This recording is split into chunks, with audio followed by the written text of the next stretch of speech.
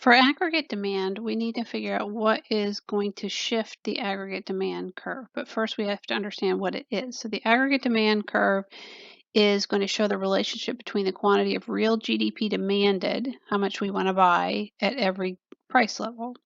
So anything that impacts the expenditure model of the real GDP that we discussed in chapter 4, C plus I plus G plus X minus M, anything that impacts one of those is going to impact aggregate demand. So again, we're going to price level on the y-axis and real GDP on the x-axis. So at high price levels, we're not going to demand much real GDP, but at low price levels, we will. Okay, so what's going to cause a shift in the aggregate demand curve? So anything other than a change in price level will influence our buying plans. Okay, so we have three main things. We have expectations, fiscal and monetary policy, and the world economy. We'll go into each one of those. So expectations, basically, what do we think is going on with the economy? So we're going to focus on three different areas of that, on future income, future inflation, and future profit. So if I think that my income is going to increase in the future as a whole, as a nation, then we're going to buy more stuff. It can work the other way. If we have anticipation that our incomes are going to decrease, aggregate demand can decrease. Okay. Also, if we think inflation is going to increase, we're going to try to buy stuff now before it goes up. So we're going to increase our aggregate demand now. And then if we expect future profits, that's going to make firms want to invest, which is also going to increase aggregate demand. Okay. For fiscal policy is basically the government using taxation and spending to impact the economy. Spending can be either through government expenditures or transfer payments, which, if you recall, are things like unemployment and welfare and Social Security. So a tax cut will increase disposable income. Disposable income is the amount of money that we have after taxes. So if I earn $100 and the government takes 20% of that, I only have $80 left. But if they lower that tax rate, so maybe now I get $90. So if I have $90, I can spend more. So if we have a tax cut, it increases disposable income. So then I'm going to consume more and aggregate demand will increase. Okay, the next one is transfer payments. Like we said, those are the things where the government takes money and just gives it to people without buying goods and services from them.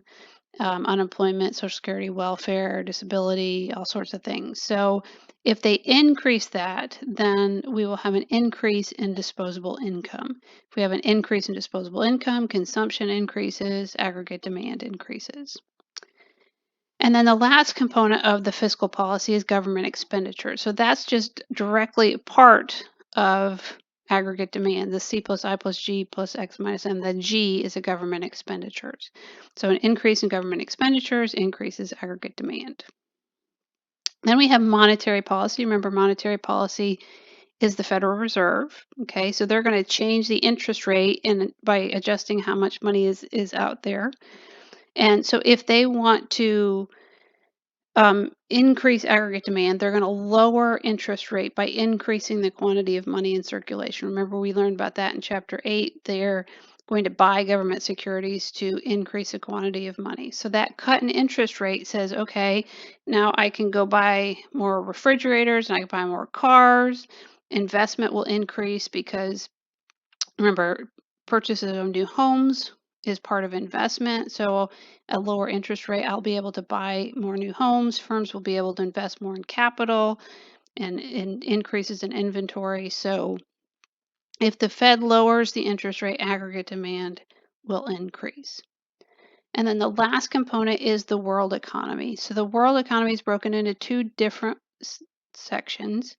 So the first one is the exchange rate. So if we lower, or if the exchange rate falls, that means our currency is worth less in comparison to other currencies. So our stuff is then going to be cheaper in terms of other currencies or other goods and services. So if our stuff is cheaper, then people will buy more of them. So exports will increase. And if our exchange rate has lowered, that means buying other currencies is more expensive. So buying other countries' things is more expensive. So we're going to buy fewer imports. Remember, imports is that negative component. So exports increase, imports decrease, then that's going to cause an increase in aggregate demand. And then the last one is increase in foreign income. So if people in Germany or Great Britain or China or wherever, if they have an increase in income, they can buy more of our stuff that we're producing, our exports, and that will then increase aggregate demand. So here we have what aggregate demand looks like. So we have the price level is on the y-axis, real GDP on the x-axis, and we have this downward sloping curve. Okay, when aggregate demand increases, it's going to shift to the right. So for example, if the government lowers taxes or increases transfer payments, or the Fed lowers the interest rate, the aggregate demand curve will shift to the right. And if they do any of the opposite things, like foreign incomes decrease, or we expect bad things, then aggregate demand is going to shift to the left.